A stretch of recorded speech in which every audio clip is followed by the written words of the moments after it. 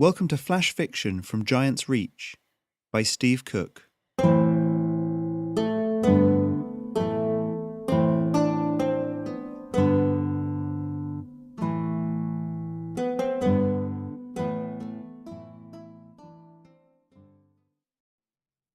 For this week's piece of Flash Fiction, I wanted to think a little bit about what uplifts do in their spare time. And just like humans, I think they would get into sports quite a lot, and particularly sports that appeal to them, running, assault courses, maybe things like that. This is about that sort of thing. I'd like to apologise there was no podcast last week. I was due to ill health, but if my voice sounds a little rough around the edges this week, that's why.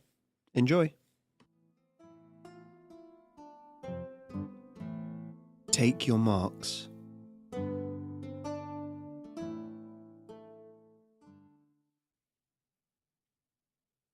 The referee raised his voice so that all the animals could hear him. "All right, you lot," he rasped. "Let's have a nice clean race. I know this one's for the cup, but any of you's going to be biting or scratching, you'll find yourself disqualified quicker than I can start this race. Got that?" From her third lane position, Helen nodded. She extended her claws, scratching at the gravel of the track, then backed up a bit so she was even with the other hares. "Short legs," someone muttered. Helen looked round sharply, but all the other runners were preparing in their own way.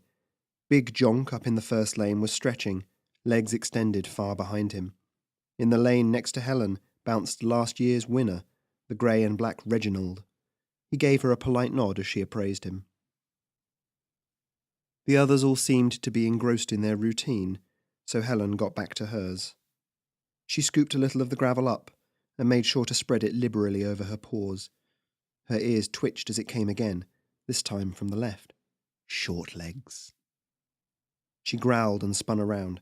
"If you have something to say it," she snapped. The 5 hares to her left all looked up, reacting with, or feigning, confusion.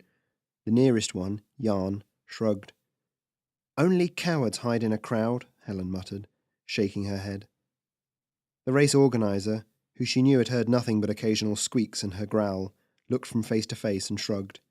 "Right then," he said. "Take your marks." Helen's head went down, ears cocked and listening. There was only the track ahead, shimmering in the midday sun, the murmur of the crowd, and her breathing. "Short legs." "Ready," the referee said before she could do more than look sideways. "Set.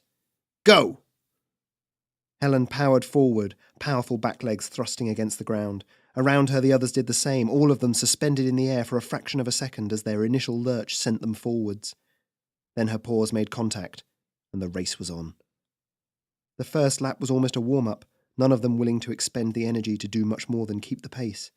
Big Jonk, simply by dint of his size, ended up at the front of the pack.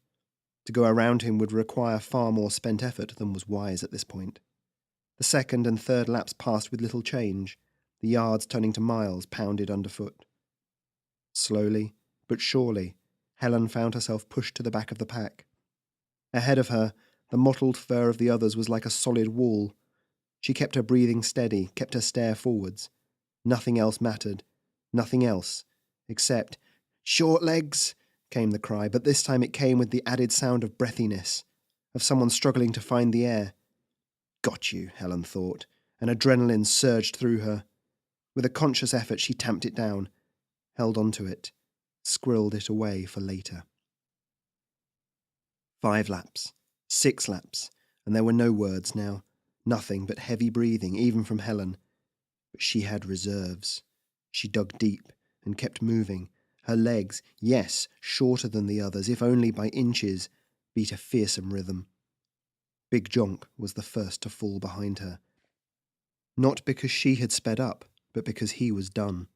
She spared only the barest look back at him to see him collapse to the side, gasping for air that would not come.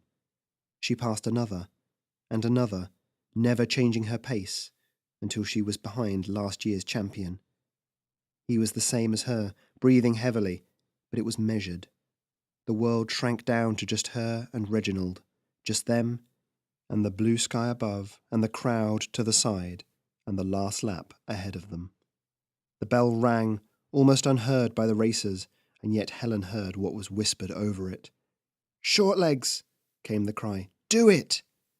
She looked back, locking eyes with Yarn. Her eyes were wide, foam at her panting mouth, and she nodded her defeat. Helen felt the adrenaline sing through her, rushing through her form. Her legs found a new rhythm, a faster one, and she moved up alongside Reginald. The hated nickname seemed to lend her wings, to chase her up the track in a cloud of dust.